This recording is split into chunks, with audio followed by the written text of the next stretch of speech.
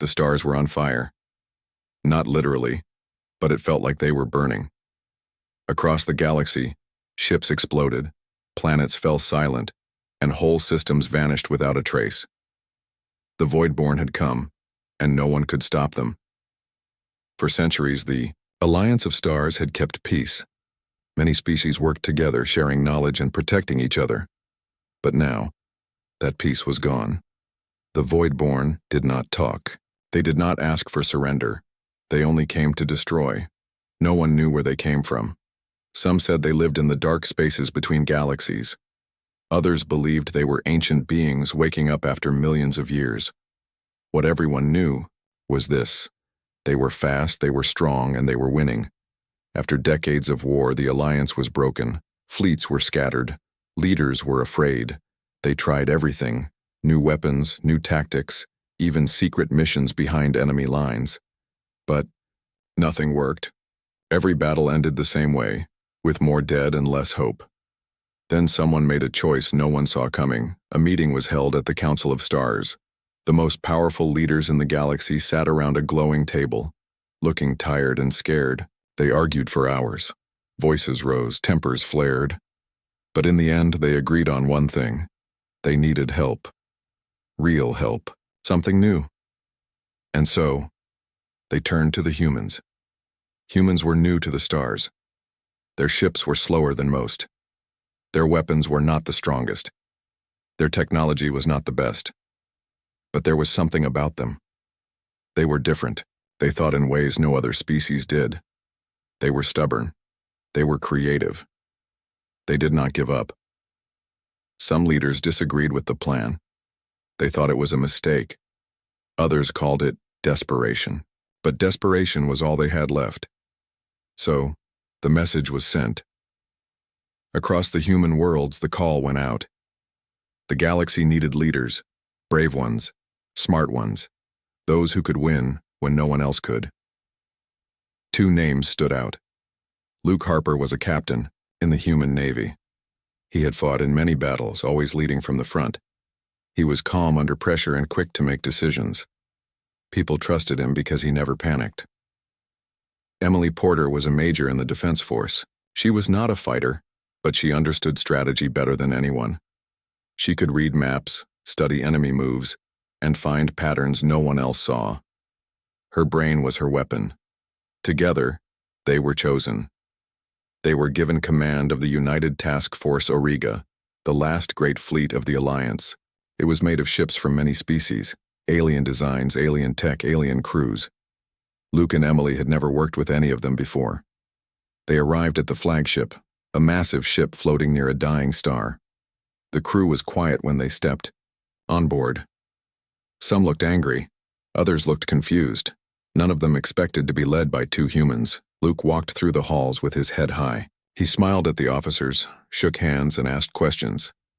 He wanted to understand how things worked. Emily stayed close to the command center. She studied reports, watched videos of past battles, and talked to analysts. She wanted to understand the enemy. On their first day, they met the fleet's senior officers. Some were polite, others were cold. One admiral, Zorak Thal, crossed his arms and said, "You are not ready for this." Luke looked him in the eye and said, "We'll see." Later, that night, Luke and Emily sat alone in the war room. The lights were low. The screen showed maps of the front lines. "This isn't going to be easy," Emily said. Luke nodded. "Nothing worth doing ever is." They knew the odds were against them. Morale was low. Supplies were short. The enemy was getting stronger. But they also knew something else. No one had ever seen a fight like the ones humans could win. In the days that followed, they started making changes, small ones at first. They reorganized shifts. They improved communication. They trained the crews together, mixing species to build trust. Slowly, things began to change.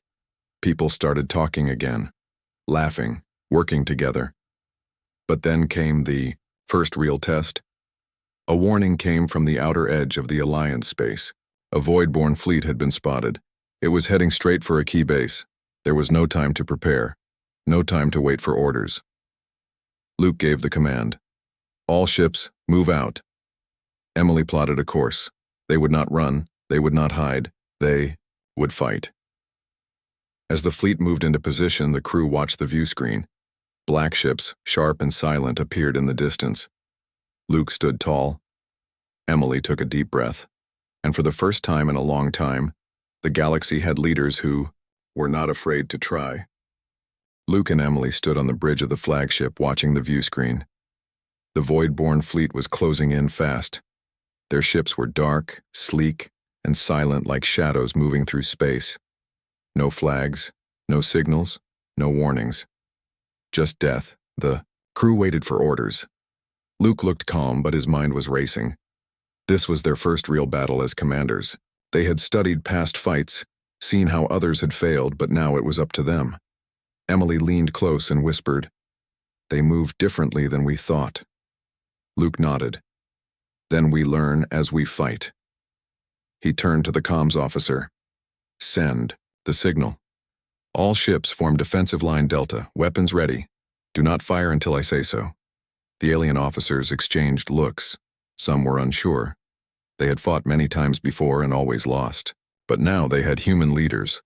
Would that make a difference? The Void-born fired first. Beams of dark energy tore through space. Alliance ships moved fast to avoid the blasts. Alarms blared. Lights flashed red. "Return fire," Luke called. Lasers, missiles, and plasma rounds lit up the battlefield. Explosions bloomed in the black. The Void-born did not slow down. They kept coming. Emily watched the screen closely. She noticed something strange. The enemy ships didn't attack randomly. They moved with purpose, like they were following a plan. "They're not just attacking," she said. "They're testing us." Luke glanced at her. "Testing what?" "Our response time, our formations. They adapt quickly." He frowned. "We can't fight them like everyone else has. We need to be smarter." After a long and hard battle, the Void-born pulled back. The Alliance had survived, but barely. Several ships were damaged, some were gone. In the quiet that followed, the crew counted losses. Luke walked among them, talking to pilots, engineers, and soldiers.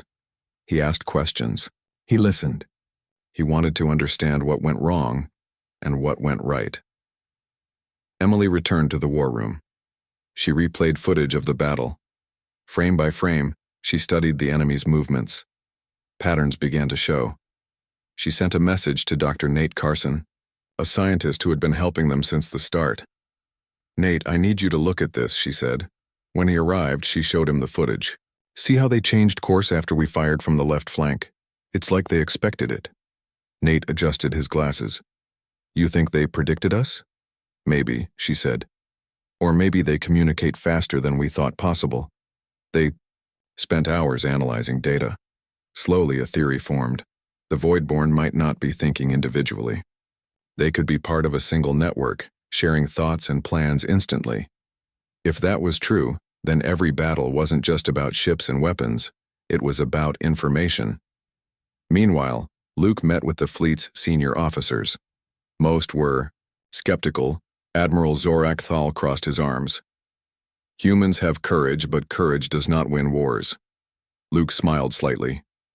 "No, but strategy does." He explained what Emily had found. The Void-born weren't just strong, they were smart. They learned fast. They adapted. "So we don't give them time to adapt," he said. "We change tactics mid-battle. We confuse them. We keep them guessing." Some officers shook their heads. Others looked interested. "How do you expect us to change formation in the middle of a fight?" one asked. "By working together," Luke said. "Not as aliens and humans, not as different species, as one team." It wasn't easy to convince them. Old ways die hard, but slowly, some agreed to try. A few days later, another Void-born fleet appeared near a mining colony. It was a small base, not heavily defended. If they lost it, the Alliance would lose a key supply line. Luke and Emily prepared for battle. This time they tried something new. As soon as the fighting started, they switched between attack patterns. They used feints, fake retreats, and sudden changes in direction. Sometimes they held fire when the enemy expected it. Other times they attacked without warning. The Voidborn hesitated. For the first time, they seemed confused. "They don't know how to respond," Emily said, watching the screen. Luke gave quick orders. "Press forward. Target their weak points." Their alliance pushed harder. The Voidborn fell back. The battle ended in a draw, but that was more than anyone had managed before. After the fight, the mood on board the flagship changed. People talked more, laughed more. Hope was returning. Luke and Emily knew they had only taken the first step. The war was far from over, but for the first time, the galaxy had leaders who understood something no one else had. The Voidborn were not unbeatable. They just hadn't faced humans before. After their first real battle, Luke and Emily knew they had found something important. The Voidborn were fast learners, but they struggled when things changed too quickly. If the Alliance could stay unpredictable, they might have a chance. But just knowing that wasn't enough. They needed to turn it into a plan. Back on the flagship, Emily spent hours in the war room with Dr. Nate Carson. They looked at more footage from past battles. They studied enemy movement, attack patterns, even small details like how long it took for the Voidborn to react. "They're not just smart," Emily said one night. "They're connected, like a big network." Nate nodded. "Like a hive mind. If one part learns something, the rest know it too." Emily pointed at the screen. "So what if we give them false information?" Nate looked confused. "You mean fake signals, fake attacks?" "Yes," she said. "What if we make them think we're going to attack one place but we hit another? Or what if we send out signals that confuse them?" It was a bold idea. Risky. But it could work. Meanwhile, Luke met with the fleet's officers. He explained the plan. "We can't keep fighting head-on," he said. "We need to be smarter than them. We need to trick them." Some of the alien commanders didn't like it. They wanted to fight with strength and honor. But others saw the sense in it. Admiral Zorak Thal crossed his arms.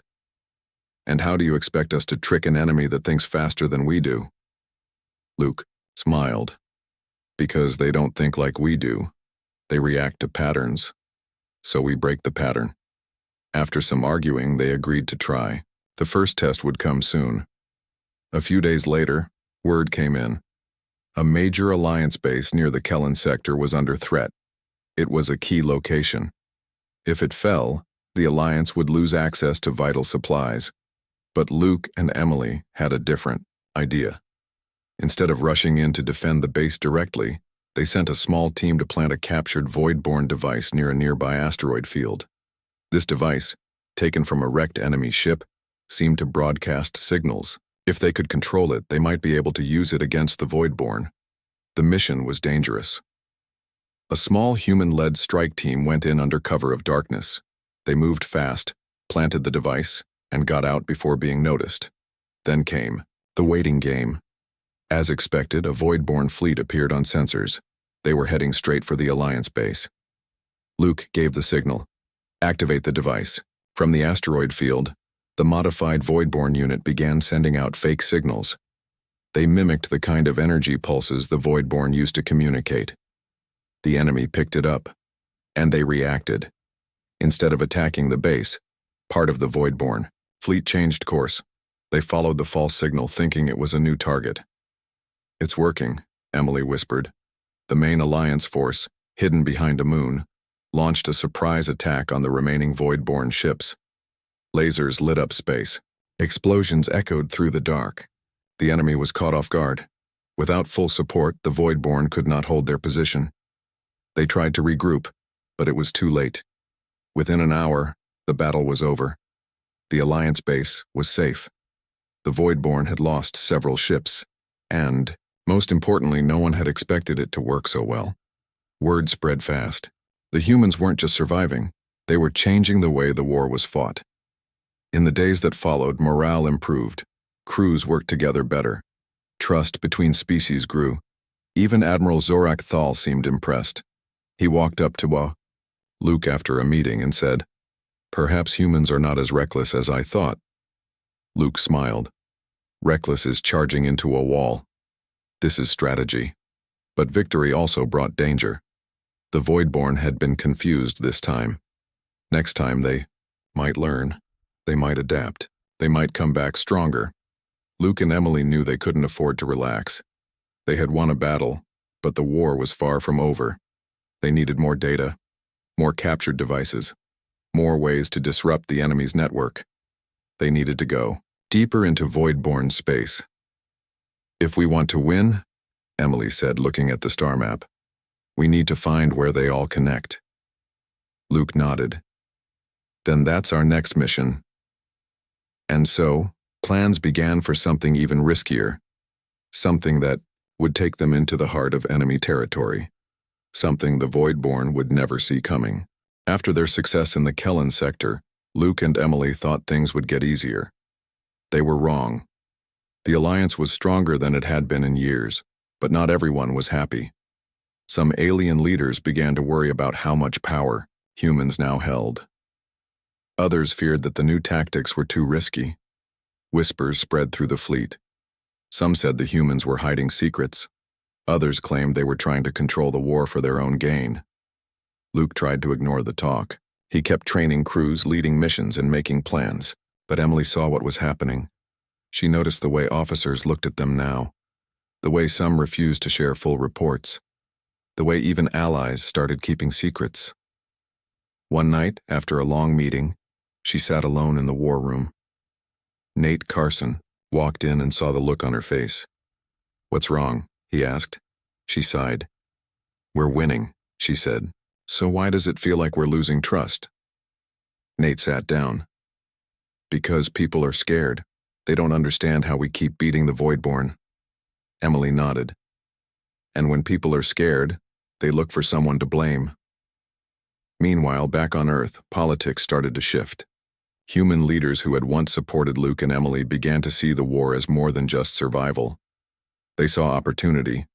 Some wanted to use the Alliance's dependence on human strategy to gain more influence. Others wanted to pull back, fearing that too much involvement in alien wars could bring trouble home. Messages came in from high-ranking officials. They told Luke and Emily to start thinking about human interests first. They were no longer just soldiers, they were diplomats, whether they liked it or not.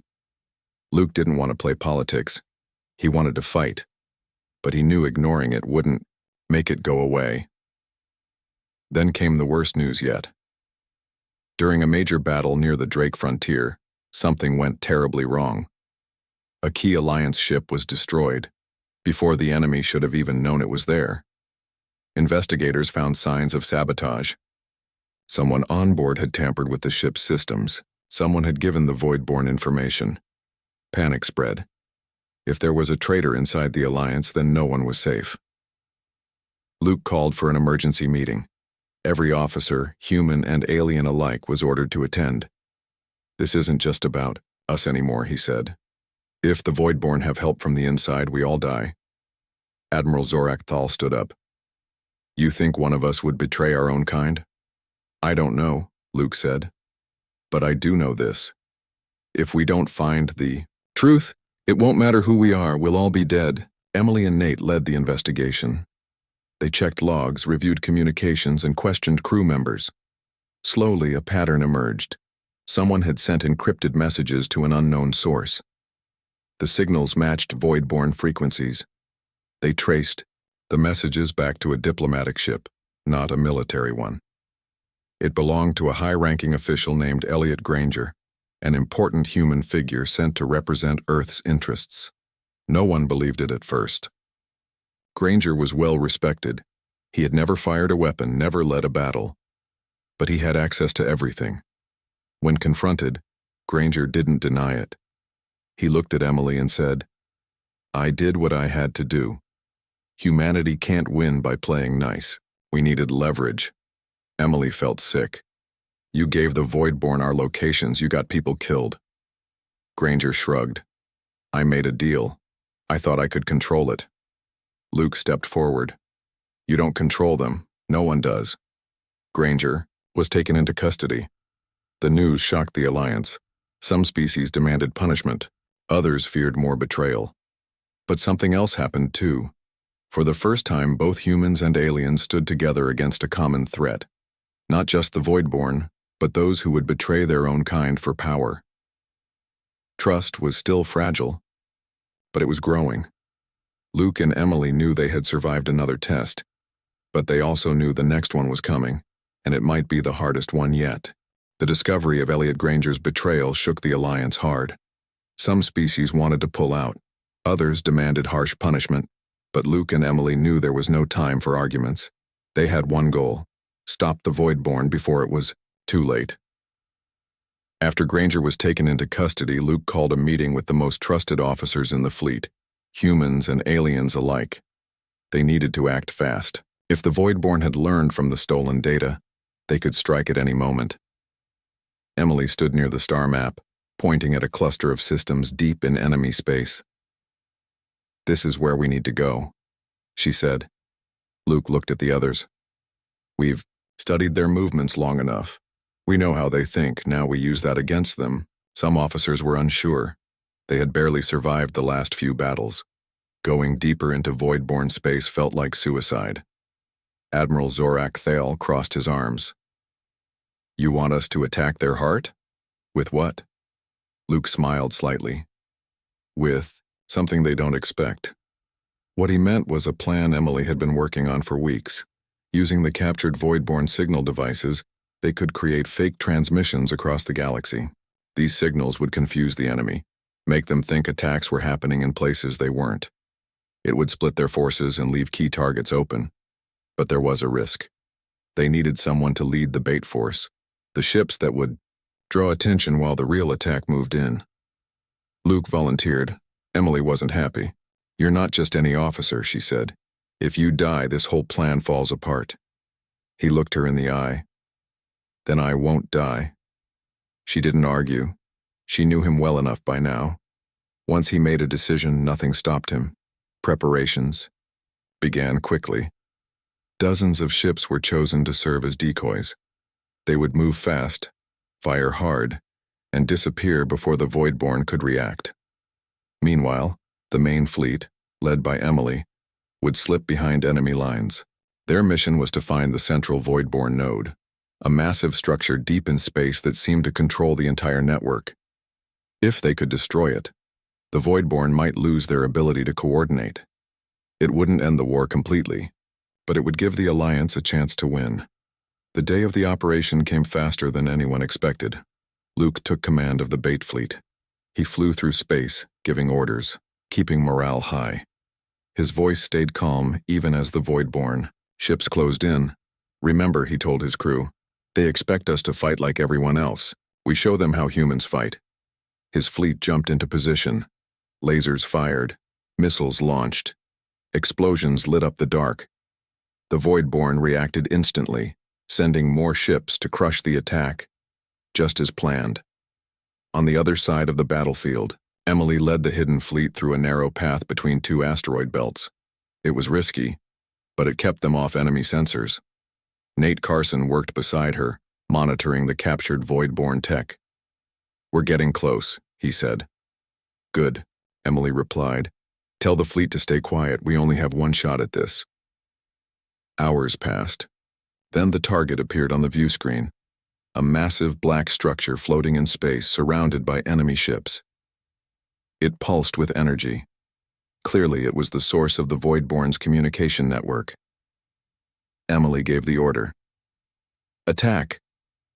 Lasers tore through the Voidborn defenses. Ships moved fast. Bombs dropped like rain. The battle was fierce. The Voidborn fought hard, but they were caught off guard. Without full coordination, they couldn't respond properly. Nate worked quickly to override the central node. He connected the captured device and sent a final command. "I'm cutting their link," he said. "Once this goes down, they'll be blind." Emily watched as the structure exploded in a flash of light. Across the battlefield, the effect was instant. Voidborn ships stopped moving. Some turned on each other. Others simply drifted. Luke saw it happen from his ship. "Looks like the plan worked," he said with a grin. The tide of the war had shifted. For the first time, the Alliance had not just survived, but won. As the fleet regrouped, survivors celebrated. Some cried, others laughed. Even Admiral Zorak Thale nodded in approval. Luke and Emily met back on board the flagship. They were tired, covered in dust and sweat, but smiling. They had done it, not alone. Together. And now, the galaxy had hope again. The battle was over, but the war was not yet won. After the destruction of the central Voidborn node, the enemy fell into chaos. Without their network, they could no longer coordinate attacks or share information. Many ships fled. Others drifted, aimlessly in space. For the first time in decades, the Alliance had the upper hand, but Luke and Emily knew better than to celebrate too soon. They gathered what was left of the fleet and sent word across the galaxy. The tide had turned. This was the moment to strike back. Alliance forces from every corner of known space responded. Bases that had been under siege held strong. Lost systems began to fight back. What once seemed like a war of survival now looked like a war that could be won. On board the flagship, the crew worked hard to repair damaged ships and recover supplies. Luke walked among them, shaking hands, thanking pilots and engineers, asking how he could help. He wasn't just a commander anymore. He was one of them. Emily spent her time coordinating with Allied leaders. She made sure everyone understood the new plan. Push forward, reclaim lost ground, and never let the Voidborn regroup. Nate Carson stayed in the science lab, studying the data from the destroyed node. He found something important. They were planning more attacks, he told Emily. Big ones. If we hadn't stopped them when we did, she didn't need him to finish. She already knew. Meanwhile, messages came in from Earth. Human leaders were watching closely. Some wanted to pull troops back now that the danger had lessened. Others saw this as a chance to gain power in the galaxy. Luke read the messages but didn't respond right away. He talked to Emily instead. We can't let politics ruin what we've built, he said. She nodded. Then we make sure it's about more than politics. They called a meeting with the Alliance Council. It was the first time in history that so many species had come together after war. Luke stood before them and spoke simply. This victory doesn't belong to humans. It belongs to all of us. We fought together, we bled together, and we won together. Emily added, the war isn't over, but we have a chance to rebuild, not just our fleets, but our trust in each other. Some leaders were still cautious. Old wounds took time to heal, but many agreed. Slowly, the alliance began to change. Humans were given a permanent seat at the table, not as rulers, not as conquerors, but as equals. Weeks passed. The Voidborn never fully recovered. Without their network, they became scattered. Small groups still roamed space, but they were no longer an unstoppable force. Peace was not instant, but it was possible. Luke and Emily returned to Earth as heroes. Parades were held, medals were given, speeches were made, but both of them knew the real rewards weren't in the praise. It was in the lives saved, in the soldiers who came home, in the families who could sleep without fear. One night, long after the noise had died down, they sat on a rooftop in a quiet city, looking up at the stars. Do you think they'll ever come back? Emily asked. Luke thought for a moment. Maybe, but if they do, they'll find a galaxy that's ready for them. Emily smiled. And maybe even stronger. He nodded. Because we learned something they didn't. Strength isn't just in weapons or numbers. It's in working together, in trusting each other, in never giving up. Below them, the city. Lights glowed softly. Above, the stars shined brighter than ever. For the first time in a long time, the galaxy was not at war, and it was because of two humans who believed that even the darkest night could end. And that hope, like the stars, never truly fades.